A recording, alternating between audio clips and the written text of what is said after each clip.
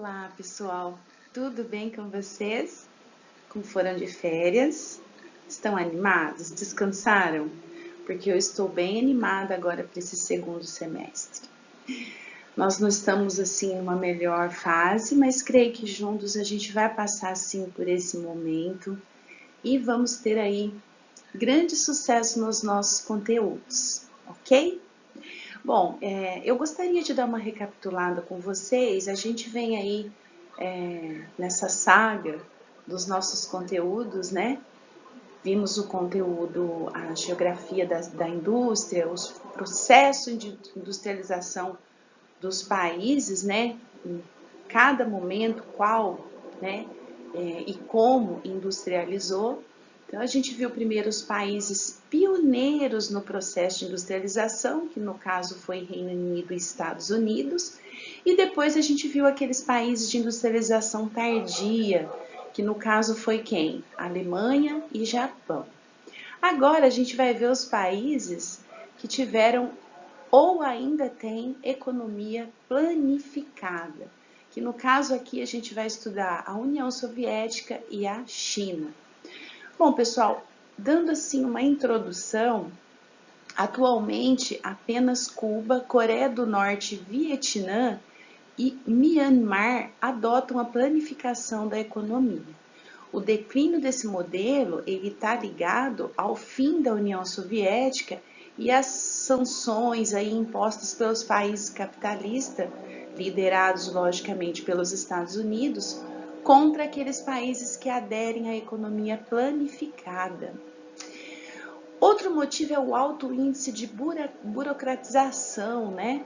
Visto que todas as ações comerciais são controladas pelo Estado, o que desfavorece essa dinamização e o desenvolvimento, né? Além de contribuir para o aumento da corrupção. Além disso, em todos os países que adotaram a economia planificada, observou-se a formação de uma classe dominante atrelada ao Estado, que detinha maiores e melhores privilégios sociais que eram pagos à custa da grande parcela da população, e o que também ocorre aí na economia de mercado, né? Os agentes econômicos privados, o oposto ao centralizado, né? Então é o descentralizado. A gente pode dizer que o mundo capitalista ele é centralizado e o não capitalista, no caso planificado, ele é descentralizado. Então vamos pensar que é o oposto do sistema econômico capitalista que a gente vive, ok? E esse sistema descentralizado, ele não é o que propõe a maioria dos sistemas capitalistas vigentes. Aqui a gente vai então se atentar a estudar duas economias planificadas muito importantes, que no caso é a Rússia barra União Soviética, né? Porque a gente vai pegar o modelo lá da União Soviética, e a China, como que tudo aconteceu, como que se tornaram comunistas. Beleza? Vamos lá então? Bom, pessoal, primeiro a gente vai entender a economia planificada. O que é? Quais são as suas características? Bom, a economia planificada é um sistema econômico cuja produção é controlada pelo Estado, que define o planejamento e as metas da economia do país. Também chamada de economia centralizada ou economia centralmente planejada, é um modelo proposto pelo socialismo. O seu objetivo é suprir o mercado e garantir as necessidades sociais da população, o que é feito através aí da prosperidade econômica do Estado. Quais são as suas principais características? Bom, na economia planificada, é o Estado que elabora um plano que define o que, como, quanto e para quem produzir e quanto cobrar. Ele define quanto quer investir e distribui as matérias-primas pelos produtores. A definição dos preços também faz parte aí desse conjunto de competências que estão a cargo do Estado. Tendo em conta essa planificação financeira, há redução de desemprego, o que concorre para que a satisfação das necessidades básicas da população seja assegurada. Trata-se do oposto da economia de mercado. Então, é o oposto daquela livre concorrência, liberalismo econômico, lei da oferta e da procura, tá? Então, toda essa liberdade econômica que existe no sistema capitalista não existe de jeito nenhum aqui na economia planificada. As principais características da economia planificada são: as primeiras características que eu disse são características gerais, tá? Agora a gente vai pensar nas principais características aí dentro do processo, dentro da prática. Predominância de empresas estatais, inexistência de concorrência empresarial, como eu já disse, desfavorecimento na dinamização das empresas e logo falta de inovação, porque a empresa ela não tem a ambição, a competência, o desejo, talvez, né, de inovar no que está fazendo, inovar, investir em pesquisas, em alta tecnologia, porque é o Estado que está controlando, então essa dinamização na economia planificada ela não existe. Opõe-se ao modelo econômico de economia de mercado. Quando a gente fala economia de mercado, nós estamos falando de capitalismo, ok? Bom, então, o que é a economia planificada objetiva? Conter as desigualdades e nivelar o padrão econômico de riqueza. Na prática, não é bem assim que acontece, né? Porque isso é uma cartilha que normalmente não é seguida, né? Ela não é priorizada. A planificação em prática não consegue atender à necessidade de crescimento dos países socialistas devido à própria complexidade aí da economia. Com isso, acarreta problemas principalmente na produção e no abastecimento de itens básicos, como alimentos. Como realmente no passado isso foi o que mais ocorreu.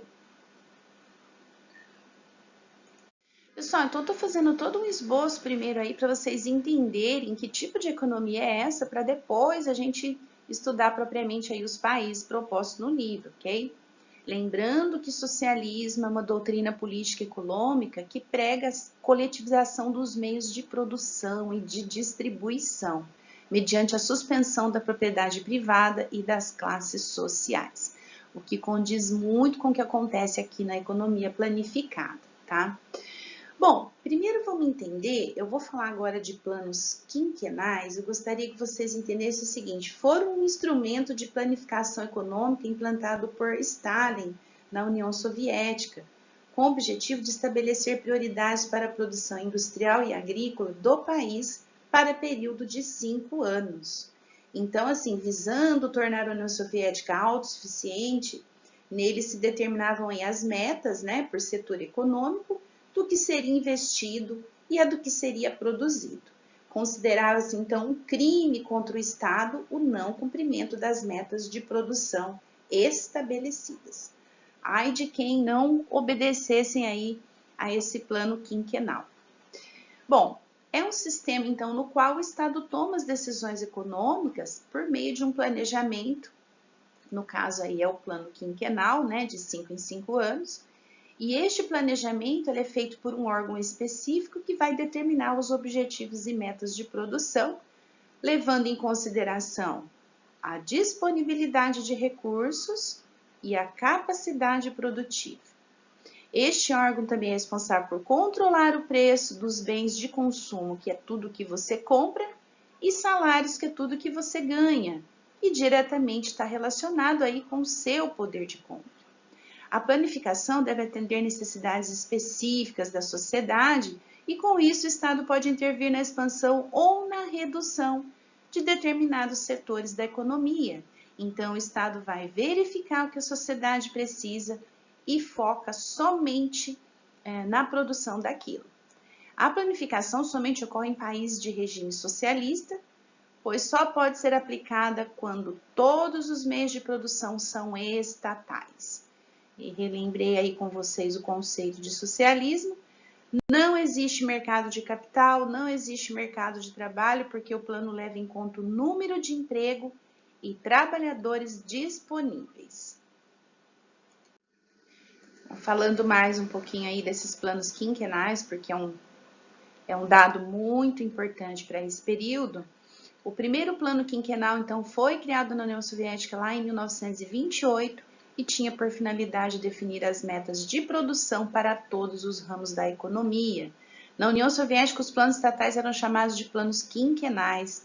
Criticado por seu centralizador e burocrático, abre precedentes à corrupção, esse perfil foi muito criticado. Espelhados nos planos quinquenais de Stalin, que foi aí um líder comunista que governou a União Soviética, o sistema foi adotado pela Coreia do Norte. Era também o modelo econômico dos chineses, até ser modificado para o modelo de economia mista, o que aconteceu só em 1978. Bom, os planos quinquenais eles foram um instrumento de planificação econômica implantado então aí por Stalin na antiga União Soviética, com o objetivo de estabelecer prioridades para a produção industrial e agrícola do país para os períodos de 5 anos. Sei que está um pouco repetitivo, pessoal, mas são dados importantes e aí, às vezes, alguns tópicos eles ficam assim, com mais clareza para explicar realmente o que foram os planos quinquenais. Bom, vamos falar um pouquinho da questão da União Soviética. A história da União Soviética. Após a Revolução de 1917, que foi a tal Revolução Russa, a economia passou por um processo forçado de estatização e planificação. Todos os meios de produção, as fábricas, minas, fazendas, foram estatizados, confiscados pelo Estado e controlados pelo governo. As metas de produção industrial, mineral e agrícola passaram a ser definidas pelos planos quinquenais. O primeiro chamou de Gosplan. O que era isso? A tal das fazendas coletivas e forçou os agricultores a aderirem ao novo modelo de produção. Essas metas eram mais quantitativas do que qualitativas, A produção industrial cresceu significativamente. Então, muitos têm a ideologia de que na União Soviética esses planos funcionaram. A União Soviética, então, passou de posição periférica ao posto de segunda maior economia, ali no início do século XX.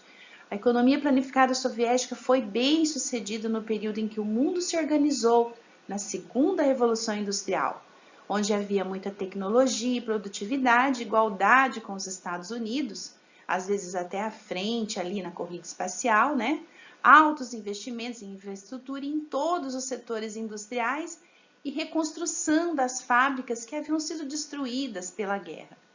Então, isso aqui foi uma falsa ideia, porque ela cresceu num ritmo muito acelerado, só que voltamos aqui, em termos quantitativos e não em qualitativos. Bom, entretanto, ali na década de 70, a União Soviética não conseguiu acompanhar essa revolução técnico-científica e foi se desfazendo, se tornando incapaz de produzir bens em quantidade e qualidade suficientes para abastecer a população, gerando descontentamento, além da ameaça de movimentos separatistas na região. Essa fase aqui é uma fase que existe muitos dados, onde muitas pessoas morreram lá com a fome. Eu até indico, tem uma série no YouTube que se chama A Sangrenta História Soviética. São 6 capítulozinhos aí de 15 minutos, que dá para entender bem essa parte aqui da década de 70, onde eles não conseguiram suprir a fome das pessoas. E curiosamente foi uma época em que mais a União Soviética exportou os seus grãos aí, Porque lá é considerada a terra da vodka. Bom, em 1985, como secretário-geral, o Gorbachev ele tinha o desafio de recolocar o país no patamar tecnológico. Assim, ele propôs a perestroika, que era uma reestruturação em russo, um conjunto de reformas para a modernização da economia. Então, o que acontece aqui? Isso aqui foi uma tentativa de tirar a Rússia, ali, a União Soviética, daquela prostração tecnológica. Eles estavam muito atrasados, não estavam conseguindo acompanhar essa revolução tecnológica. Então ele propôs essa reestruturação aqui para tentar, uma reforma aí para tentar modernizar a economia, né? Isso no plano econômico. No plano político, ele pôs fim à ditadura de Stalin, assegurando a liberdade de imprensa e direitos democráticos. Assim, implantou a glasnost, que era o quê? Transparência política. Então, a perestroika, a reestruturação econômica, e a glasnost era a transparência política. Entretanto, toda essa desmontagem do aparelho repressor liberou forças contidas há muito tempo. Então, aí começaram a surgir movimentos separatistas, né? Muito nacionalismo, esses movimentos foram ganhando força, levando à completa fragmentação política dessa superpotência. Bom, pessoal, então aí era o fim da União Soviética, né? E o ressurgimento da Rússia. O poder soviético se enfraqueceu porque as repúblicas, uma a uma, foram proclamando a independência política. Lembrando que a União Soviética, o RSS, União das Repúblicas Socialistas Soviéticas. Então, uma a uma foram proclamando aí a sua independência política. Aí, com o recém-eleito reformista Boris Yeltsin, a Rússia também proclamou a sua independência. E foi aí, então, um desmonte da União Soviética e do PCUS, que era o Partido Comunista da União Soviética. Criado nesse momento a CEI, que era a Comunidade de Estados Independentes, na tentativa de gerir a interdependência econômica que existia entre as repúblicas, para que continuasse existindo mesmo com a fragmentação política. O que é isso? Algumas repúblicas, elas deixaram de fazer parte, então, da União Soviética, que foi fragmentada, porém elas queriam continuar unidas aí no seu processo econômico, né? Porque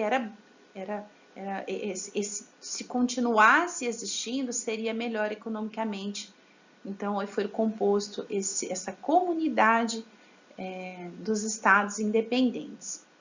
A economia fracassada de 1990 até 2000, a economia soviética entrou numa profunda recessão, a elevação do desemprego, o aumento da pobreza. Só foi voltar a crescer a partir de 2000.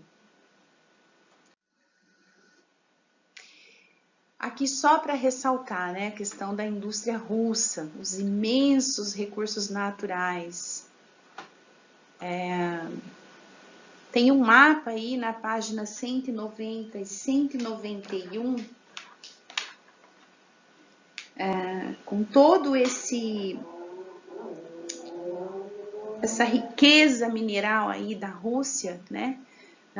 Então aí nós temos, olha a quantidade de minerais, pessoal, minerais energéticos da Rússia, né? Nós temos o carvão, aí nesse mapa a gente consegue ver a central termoelétrica, hidrelétrica, nuclear, petróleo, gás natural, né? Aí também tem a questão dos oleodutos, gasodutos, reservas de petróleo e gás natural. São muitos minérios, sabe? Ferro, níquel, cobre, estanho, chumbo, zinco, ouro, potássio, amianto, diamante, urânio, bauxita. Então, olha, é um território extremamente rico. Então, pessoal, a Rússia é um dos países mais ricos em recursos minerais por causa de sua enorme extensão territorial e diversidade de sua estrutura geológica, né? Extensas bacias sedimentares. Isso traz um enorme potencial hidráulico de seus extensos rios. É o segundo produtor exportador mundial de petróleo, né? Porque o primeiro é a Arábia Saudita.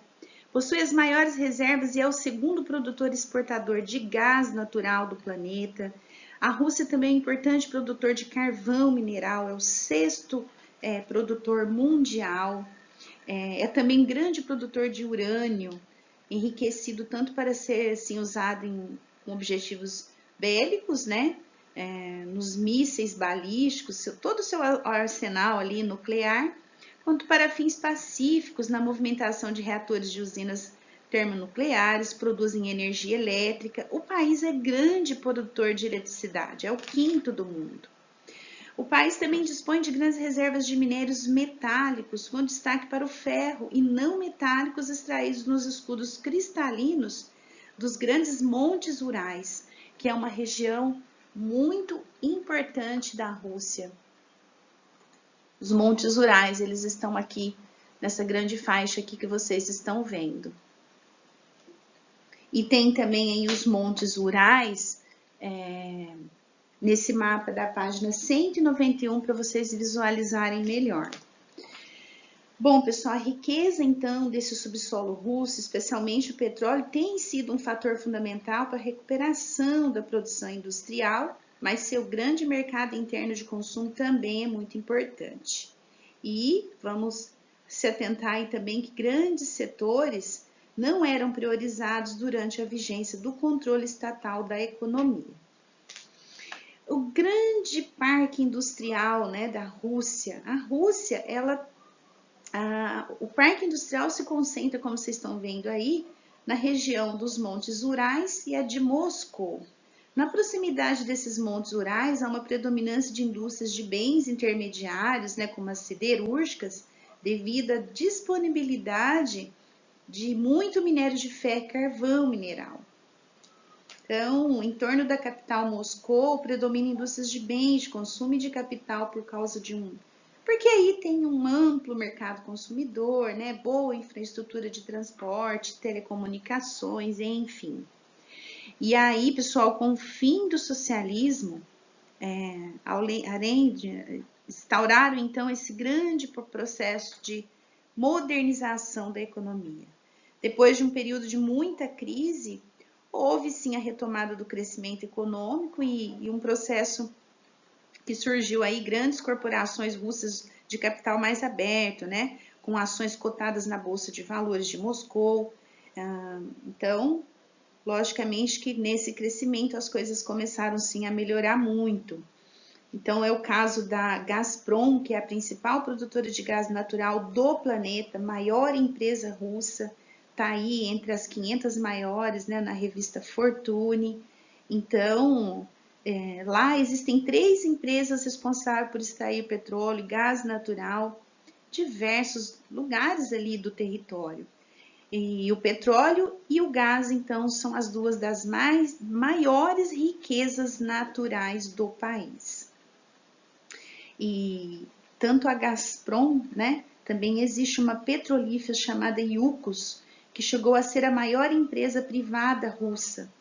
Ela faliu ali em 2006, né? Foi comprada por uma empresa italiana, mas assim, sempre estiveram ali no top auge aí, nessa questão de indústria e energia. Agora a gente vai passar para outra economia planificada, que é o caso da formação da China comunista. Como que foi o processo da China comunista? Também vou contar uma historinha rápida aí, bem sintetizada, para vocês entenderem como que essa formação aconteceu.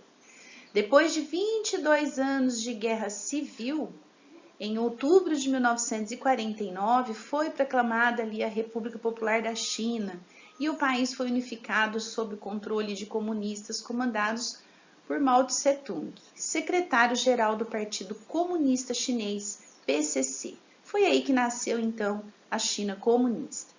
Com a Revolução Chinesa, pessoal, em 1949, a história do país sofreu uma forte mudança. Mao Tse-tung, em um discurso feito durante a proclamação da República, ele afirmou que o povo chinês se levantou. Ninguém nos insultará novamente. Por quê? Eles se consideravam um povo muito submisso, tá? Então, quando surgiu tudo isso aqui, ele disse essa frase: o povo chinês se levantou. Enquanto isso, lá na Ilha Formosa, se refugiaram os nacionalistas membros do Kuomintang e fundaram a República da China Nacionalista, também conhecida como Taiwan. O PCC dominava as cidades e as áreas rurais com as táticas de guerrilha. Implantou-se inicialmente, pessoal, nessa China revolucionária, um regime político centralizado no poder do Partido Comunista Chinês, então liderado por Mao Tse-tung. seguindo a ideologia ali marxista-leninista da antiga União Soviética. Somente após a Revolução é que a China reiniciou seu conturbado processo de industrialização.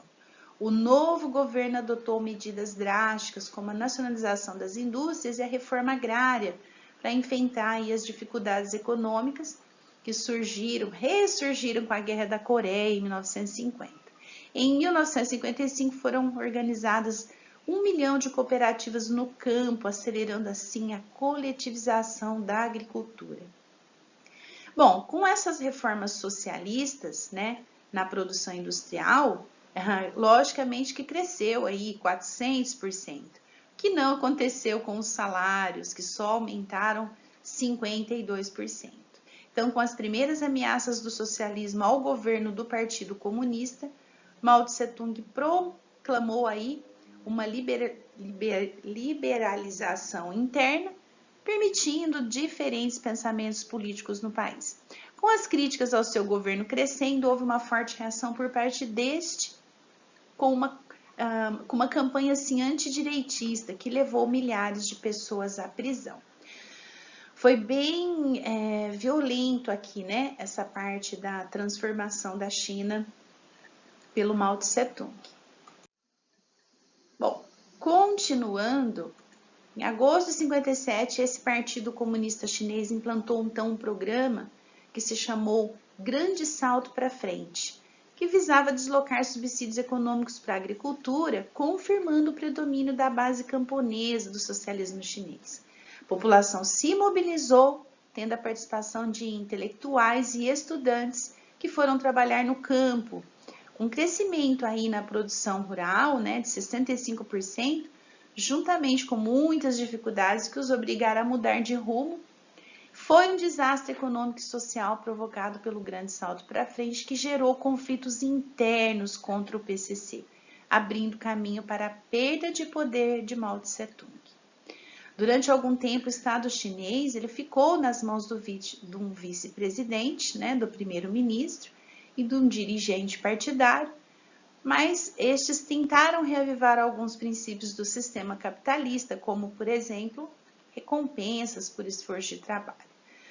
Mas Mao Tse-tung não perdeu o poder por completo, já que tinha o apoio dos militares e algumas facções políticas, e se fortaleceu quando as relações da China com os seus vizinhos ameaçaram a integridade do território chinês. Então, Mao lançou um programa de educação para converter os soldados comunistas, né, fiéis e obedientes ao seu partido, e promoveu a transferência desse controle para os camponeses e operários sob a coordenação de seu partido, dizendo pretender a igualdade absoluta. O que ele fez então aqui? Ele tentou dar poder para os camponeses e operários a fim de ter aí uma maioria aceitando o seu regime, né? Iniciava-se então a Revolução Cultural na China. Burocratas, políticos, militares e cidadãos comuns foram atingidos por uma onda repressiva. A esposa de Mao, ela foi a chamada ditadora cultural, porque ela passou a exercer domínio absoluto sobre o que podia ser escrito, pintado, editado, cantado e exibido nos teatros e cinemas. Começava então aqui a grande lei da não expressão cultural. E foram fechados cursos universitários e banidos para o campo os profissionais da educação e as artes. Bom, pessoal, os jovens eles foram dispensados das aulas e o Estado forneceu alimento, transporte e alojamento para aqueles que percorressem o país como militantes de esquerda, né? Eles usavam uma braçadeira vermelha em um dos braços, formando a Guarda Vermelha, que era constituída de milhões de jovens.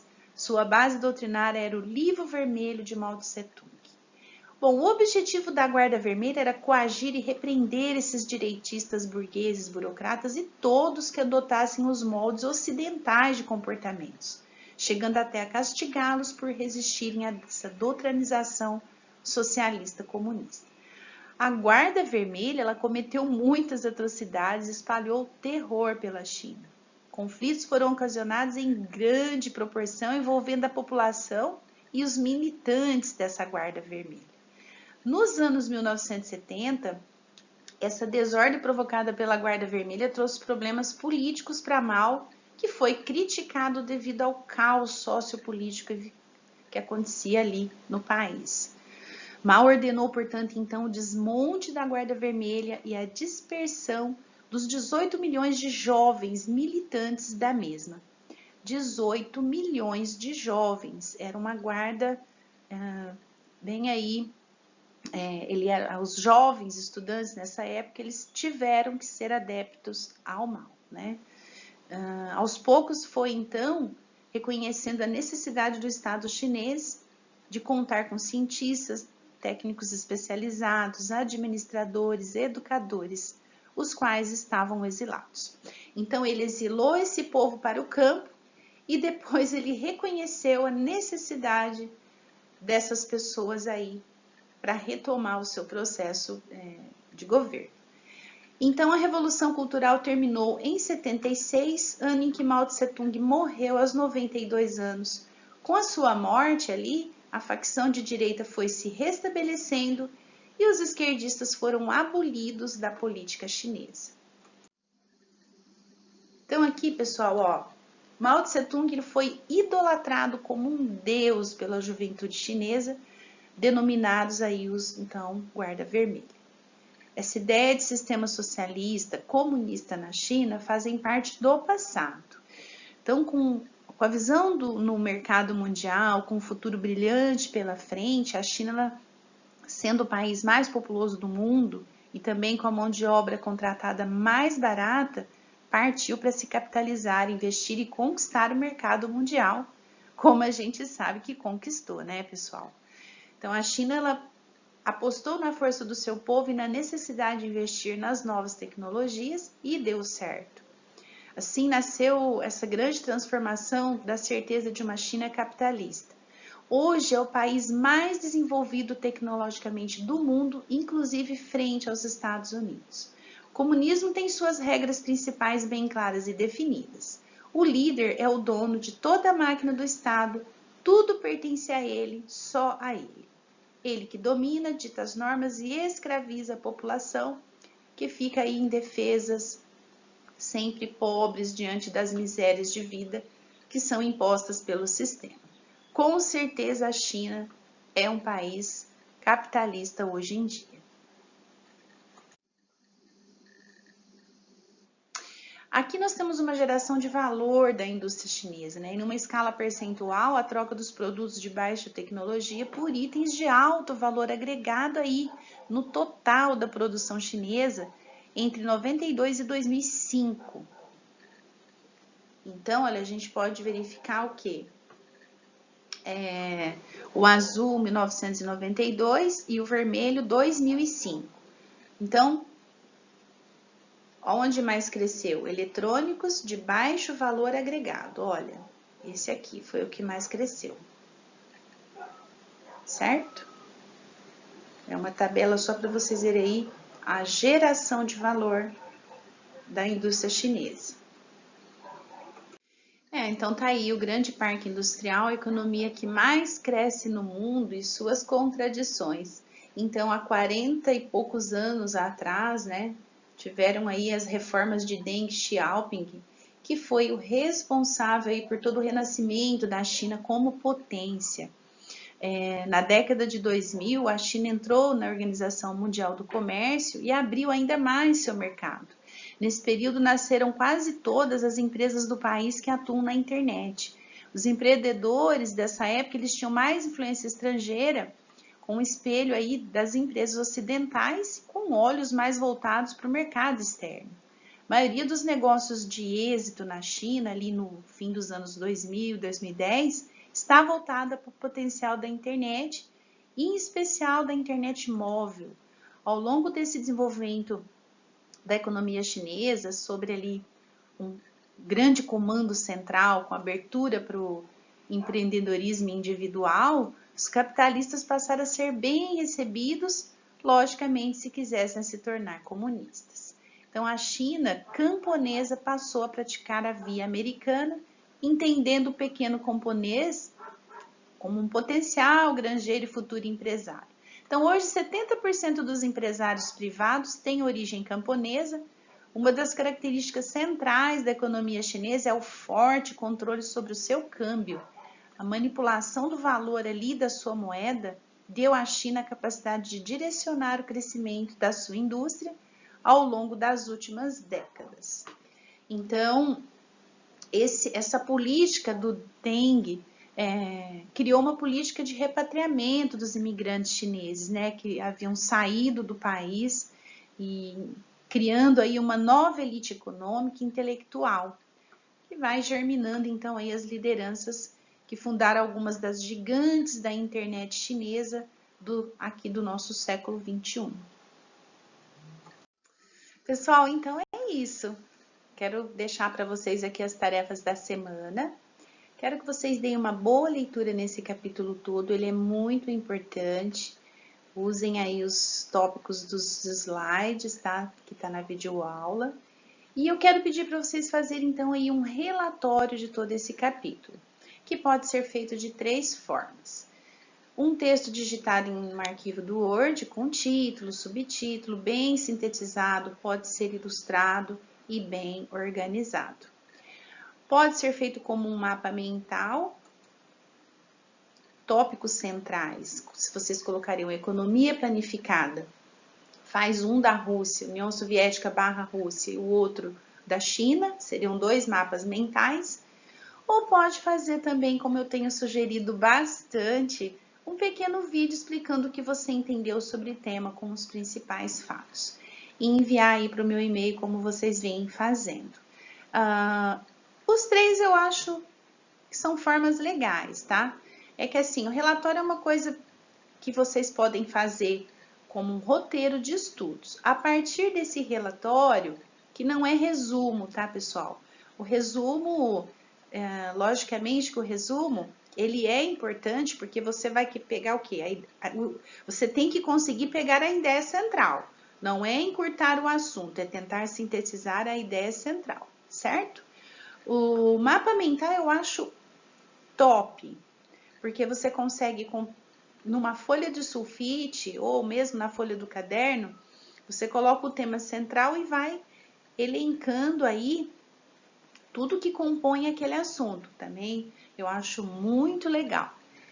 E também acho muito inovador fazer um vídeo, não precisa mostrar o rosto se não quiser, pode fazer no celular, no computador, como quiser. Faz um vídeo, só salva e manda para o meu e-mail. Então, vou deixar aí livre para vocês escolherem a melhor forma de fazer a tarefa aí desse capítulo 9, ok? Obrigada pela companhia, fiquem bem, fiquem em paz, até a próxima, beijo no coração, tchau, tchau.